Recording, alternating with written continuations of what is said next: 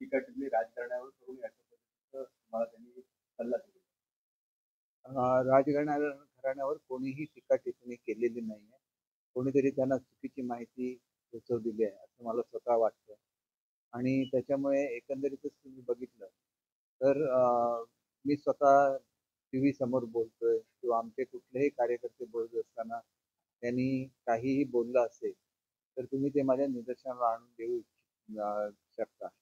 एकच गोष्ट अशी आहे की त्यांना मराठी किंवा कोकणी बोलता येत नाही. एवढाच एकदा उल्लेख, हा उद्धरचा उल्लेख हा संजू परब यांच्या बोलण्यातून आलेला होता. परंतु तो उल्लेख असं काही त्यांची बदनामी करणं ह्या हेतूने केलेला नव्हता. पुढच्या काळामध्ये ज्या टीव्ही चॅनलवर बातम्या आलेल्या आहेत त्याच्यामध्ये सुद्धा या गोष्टीचा उल्लेख आहे. त्याच्यामुळे तो त्यांनी केलेला असं बिलकुल नाही. काल तर मी एक टीव्हीवरची मुलं हे वाचले, कव्हर केलेलं. तर त्याच्यामध्ये त्यांनी भाषण करताना दाखवलेलं आहे आणि त्यांना मराठी बोलता येत नाही याचा उल्लेख सुद्धा त्याच वृत्तवाहिनीने केलेला आहे. त्याच्यामुळे कोणी त्यांची बदनामी करतं असं जर कोणाच्या मनामध्ये असेल तर ते त्यांनी काढून टाकावं. राजकारणी आतापर्यंत दीपक केसरकरांना प्रत्येक निवडणुकीत त्यांना मदत केली.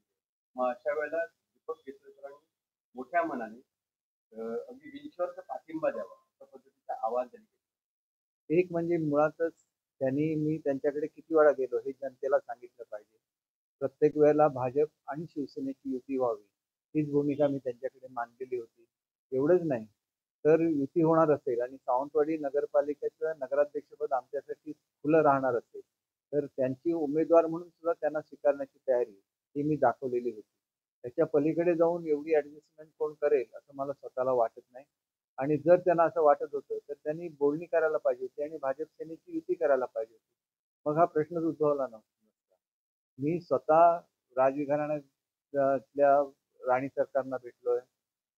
त्याच्यानंतर युवराजांना भेटलेलं आहे आणि त्यांना सांगितलेलं आहे की प्रसंगी भाजप शिवसेनेची युती करून सुद्धा मी तुमच्या युवराजनीना निश्चितपणे आमच्यामध्ये घेण्याची तयारी सुद्धा मी दाखवलेली होती. त्याच्यामुळे मुळातच युती केली नाही आणि आता असं बोलणं हे युक्तिक नाही एवढं मला वाटतं. आणि असं म्हटलं की अजून 3 दिवस आहेत. दीपक भाईंनी अजूनही उमेदवारी अर्ज आपल्या पक्षाला मागून बिनशर्त पाठिंबा द्यावा आणि एक आदर्श निर्माण करावा. आदर्श निर्माण करायचे तर त्यांनी सुद्धा युतीची तयारी दाखवावी. आम्ही आमचे 10 मागे घेऊ, त्यांनी आपले 10 मागे घ्यावे आणि नंतर ह्याचा विचार करता येईल. आज युती झालेली नाही आणि नुसताच माझा पाठिंबा मागणं हे एका अर्थाने मला बदनाम करण्यासारखं आहे. मी आपण सांगितलेली वस्तुस्थिती आहे. जसं मी राजघराण्याच्या बद्दल माझे अतिशय चांगले संबंध आहेत तसंच राजघराण्याला वेळोवेळी काही लागेल तरी मी नेहमी पुढे असतो आणि मला जर भेटायला असा फोन आला तर मी कधीच असं केलेलं नाही. मी स्वतः जातो, स्वतः बोलतो. एवढा मी मान राजकारणाचा नेहमी ठेवला आणि याच्या पुढे सुद्धा राजकारणाचा मान हा तसाच राहील याची त्यांनी खात्री बाळगावी. शेवटचा प्रश्न, कणकवलीमध्ये शहर विकास आघाडीला संघटन आहे. ते कणकवलीतून कणकवलीने करून दाखवलं आणि उद्धव ठाकरे सेना आणि एकनाथ शिंदे ते एकत्र किमया कणकवलीने नाही, हे असं म्हणणं मुळातच चुकीचं आहे. कारण आम्ही अधिकृत पाठिंबा दिलेला नाही आहे. ती शहर विकास आघाडी आहे आणि शहर विकास आघाडीमध्ये वेगवेगळ्या पक्षाची लोक असतात. पक्षाची कुठलीही अशी अधिकृत भूमिका घेतलेली नाही आहे किंवा पक्षाने अधिकृतरित्या आपलं पॅनल उभं केलेलं नाही. तिथं पक्षविरहित पॅनल उभं केलं त्याच्यामुळे त्याच्यामध्ये काही लोक उभी राहिली असतील तर तो असं पॅनल होऊ नये याच्यासाठी त्यांनी जबाबदार कोण आहे याचा सुद्धा विचार याच्यामध्ये हा विचार झाला पाहिजे की याला जबाबदार कोण आहे. तुम्ही मुळातच युती करत नाही. कणकवलीमध्ये एकही जागा सोडली नाही. कणकवलीमध्ये आम्हाला बोलणं करण्यापूर्वीच तुम्ही आपले पॅनल डिक्लेअर केलं, त्यांचा नारळ सुद्धा फोडला. म्हणजे शेवटी आपण डावलायचं आणि आपणच शहर विकास आघाडी केली असं म्हणायचं. शहर विकास आघाडी अगोदर झालेली नव्हती. मी अजूनही स्पष्ट सांगतो. आदरणीय राणे साहेबांची भूमिका होती की आम्ही युतीने लढवावं. मी त्या भूमिकेला संपूर्णपणे पाठिंबा दिलेला होता. मी स्वतः जाऊन नारायण राणे साहेबांची भेट घेतलेली होती.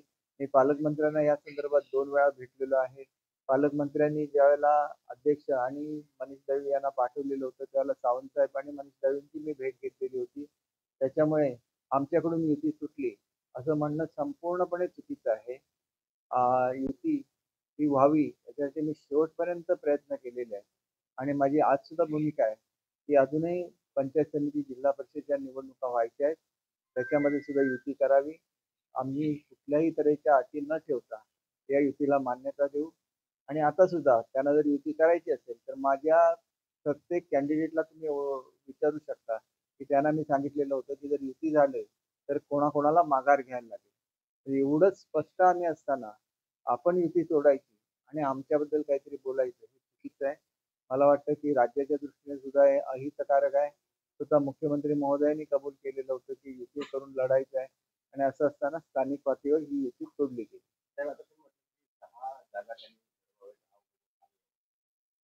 मग अशा वेळेला नगराध्यक्षपदाचा उमेदवार तुमचा असेल की त्यांचा असेल, काय पद्धत? त्यांनी आमच्या पक्षातून आपली उमेदवारी जाहीर करायला पाहिजे होती. तर आम्ही त्यांना सुद्धा स्वीकारण्याची तयारी दाखवलेली होती. तर आताच्या या क्षणाला जर मग त्यांनी एवढी ज्यावेळेला मी तयारी दाखवतो त्यावेळेला आम्ही त्यांच्या विरुद्ध वाईट का बोलू? शेवटी ज्यावेळेला ते विरोधी पक्षाच्या म्हणून उभ्या राहिल्या म्हणजे आमच्यात युती नाही आहे म्हणून आमच्या विरोधात उभं राहिल्यानंतर आम्हाला सुद्धा आमचा उमेदवार उभा केलाच पाहिजे. त्याला मतदान केलं पाहिजे. आमचा उमेदवार सुद्धा शिकलेला आहे. आम्ही सुद्धा असं म्हणू शकतो की आमच्या उमेदवाराला तुम्ही पाठिंबा द्या आणि तुम्ही आपण युती करूया. आज सुद्धा त्यांनी आमच्या उमेदवाराला पाठिंबा द्यावा आणि आज सुद्धा युती करावी. आमचे सुद्धा ॲडव्होकेट आहे. बार असोसिएशनचे अध्यक्ष आहेत. अत्यंत बोलण्यामध्ये त्या हुशार आहेत. म्हणजे आम्ही एवढ्यासाठी सांगतो बोलणं हे कशासाठी असतं? बोलणं हे लोकांच्या समस्या आपल्याला समजाव्या म्हणून भाषेवर प्रभुत्व असायला लागतं आणि त्याच्यासाठी एक साधेपणा सुद्धा असायला लागतो की लोकांना वाटलं पाहिजे की आम्ही ह्यांना कधीही भेटू शकतो आणि कधीही काही बोलू शकतो. अशा उमेदवार आम्ही दिलेले आहेत. त्यांनी त्यांना पाठिंबा द्यावा. माझी काही हरकत असणार नाही. काही आज कणकवलीमध्ये एक स्नेहभोजनाचा कार्यक्रम आयोजित केला. त्या स्नेहभोजनाला स्वतः निलेश राणे उपस्थित राहणार आहेत आणि राजन तेली यांच्या निवासस्थानी हा स्नेहभोजनाचा कार्यक्रम होणार. आपल्याला त्याचं निमंत्रण दिलंय काय आणि आपण उपस्थित राहणार? बघा मी माझ्या सध्या 2 नगरपालिकांमध्ये निवडणुका चालू आहेत. सावंतवाडी आणि वेंगुर्ला. त्याच्यामुळे कणकवली हा विषय माझ्याकडे येत नाही. कणकवली हा विषय निलेशजी स्वतः हँडल करतायत आणि त्याच्यामुळे ते याबाबत काय बोलायचं असेल कणकवलीच्या संदर्भात तर ते बोलू शकतील. मी याच्याबद्दल काही बोलणं हे चुकीचं आहे. राजघराण्याच्या आशीर्वादाने तुम्ही आमदार झाला असंही तिथे उल्लेख केलेला आहे. हे बघा राजघराणे जेवढं माझा आदर ठेवतो त्यापेक्षा कितीतरी पटीने अधिकचा आदर आम्ही राजघराण्याबद्दल नेहमी ठेवलेला आहे आणि म्हणूनच त्यांच्या सुनबाईंना माझे उमेदवार म्हणून स्वीकारण्याची तयारी दाखवलेली होती. बिनशर्त म्हणजे भाजपचा उमेदवार परंतु त्यांना सुद्धा आपल्या तिकिटावर उभं करण्याची तयारी मी दाखवलेली होती.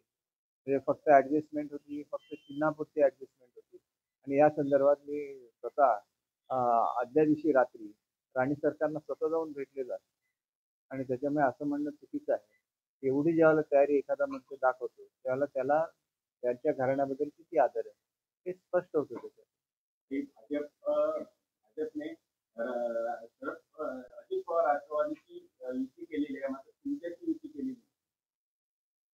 अनेक जागा ज्या आहेत त्या सुटलेल्या आहेत. त्यांनी नाही मला असं वाटत नाही त्यांनी फक्त कणकवलीला युती केलेली आहे.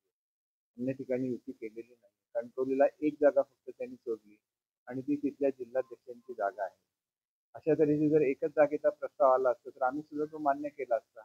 आमच्याकडे प्रत्यक्षात 6-7 जागा मागितल्या गेल्या आणि त्याच्यामुळे ही युती होऊ शकली नाही. 6-7 जागांचं पत्र सुद्धा शेवटच्या दिवशी मला आणून देण्यात आलं. पूर्वी काहीच बोलणी झालेली नव्हती. त्याच्यामुळे आयत्या वेळेला असं होणं शक्य नसतं. आपल्याला सुद्धा हे माहिती आहे आणि अजूनही काही प्रस्ताव आला तर त्याच्यावर आम्ही विचार करू. सावंतवाडीमध्ये 0 असा विजय होईल. मला किती वाटतं काय सगळं विजय हा विजय असतो. ही गोष्ट काय माझ्यासाठी नवीन नाही. एका काळी 17च्या 17 उमेदवार मी निवडून आणलेले आहेत. 17-0 असं केलेलं होतं.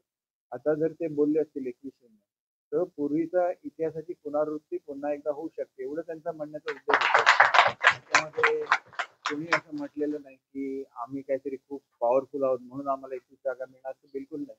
हे जनतेचं प्रेम असतं आणि त्याच्यामुळे आपण एक गोष्ट लक्षात ठेवली पाहिजे की राजघराण्याबद्दल किती प्रेम असलं तर या पूर्वीच्या काळामध्ये सुद्धा ज्यावेळेला प्रवीण भोसले आमदार म्हणून उभे राहिले, ज्यावेळेला मी तालुका अध्यक्ष होतो त्यावेळेला सावंतवाडीच्या राणी सरकारने अपक्ष म्हणून फॉर्म भरलेला होता आणि 30 लढाई त्यावेळेला झालेली होती. शेवटी त्यांची उभं राहायची इच्छा असल्यानंतर आपण त्यांना अडवू शकत नाही. परंतु हे पहिल्यांदाच घडत नाही की राजकारणातलं कोणी उभं राहिलेलं आहे. ज्यावेळेला शिवरामराजे उभे राहायचे त्यावेळेला मी स्वतः त्यांचा प्रचार करत होतो आणि त्यांचा मी अत्यंत लाडका होतो.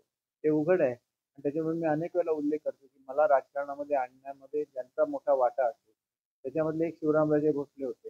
त्याच्यामुळे त्यांच्या सुनबाईंना कुठल्याही परिस्थितीमध्ये केवळ त्यांच्या सुनबाई म्हणून स्वीकारण्याची मी तयारी दाखवलेली होती आणि त्याच्यासाठी भाजपबरोबर आघाडी करण्याची तयारी दाखवलेली होती.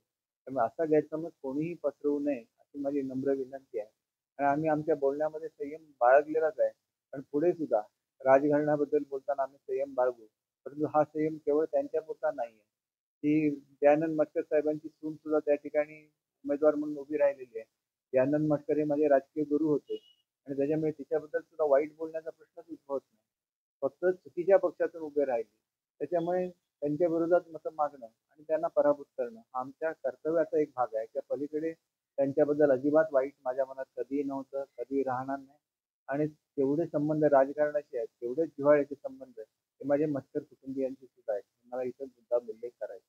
तुमच्या होम बघा घरोघरी प्रचार ते करू शकतात कारण ते तरुण आहेत. माझं या निवडणुकीमधले सगळ्यात मोठी अडचण काय असेल, की माझी नुकतीच एन्जिओप्लास्टी झालेली आहे. आणि एन्जिओप्लास्टी झाल्यामुळे माझ्या फिरण्यावर मर्यादा येतात. परंतु मी फिरलो नाही म्हणजे आमचे उमेदवार कुठेतरी मागे पडतील, असं समजणं मात्र साफ चुकीचं आहे. माझे घरोघरी संबंध आहेत आणि मी मनापासून आव्हान आजच्या लोकांना करतो, की मी जरी फिरू शकलो नाही, तरी मी त्या दिवशी लक्ष्मीपूजनच्या दिवशी आलो होतो. माझी तब्येत बरी नव्हती. तरी पण जवळ अनेक दुकानांमध्ये मी गेलो. ती लोकच म्हणायला लागली, की तुम्ही एवढे आजारी असताना फिरू नका. हे ज्या लोकं बोलतात त्याला त्यांचं प्रेम त्याच्यामधून दिसतं. त्याच्यामुळे मी फिरू शकलो नाही, म्हणजे आमच्या कॅन्डिडेटना काय होईल अशा भ्रमात कोणी राहू नये.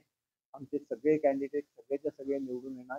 आणि एक गोष्ट लक्षात घेतली पाहिजे, की राणी सरकार कदाचित त्यांना मराठी बोलू देत नाही म्हणून त्यांनी कमी बोलले असतील. परंतु इतर लोक काय बोलत होते याचा अभ्यास नितीशजींनी केला पाहिजे.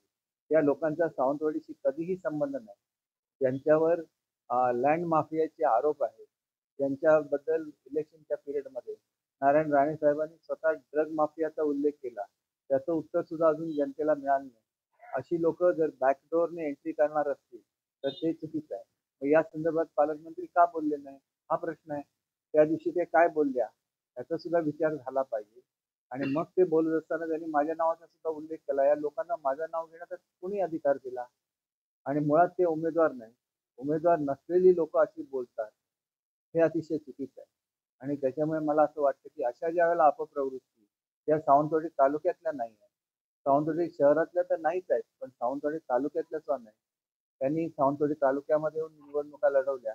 अशी लोक बॅकडोर एंट्री करून नगरपालिकेत येण्याचा प्रयत्न करतायत. त्यांच्यापासून लोकांनी सावध राहिलं पाहिजे आणि त्यांनी लोकांनी अशा प्रवृत्ती आपल्याकडे येणार नाही याची काळजी सुद्धा घेतली पाहिजे. नाहीतर या प्रवृत्तीच सावंतवाडीवर राज्य करतील. कारण तिथंच बोलताना ते बोलतात की त्यांच्या मराठीमध्ये बोलताना कुठेतरी अडचण निर्माण होते म्हणून. मग या लोकांना बोलण्याचे अधिकार कोणी दिले त्यांच्या वतीने? हे सुद्धा सावंतवाडीच्या जनतेच्या समोर स्पष्ट करण्यात आलं पाहिजे.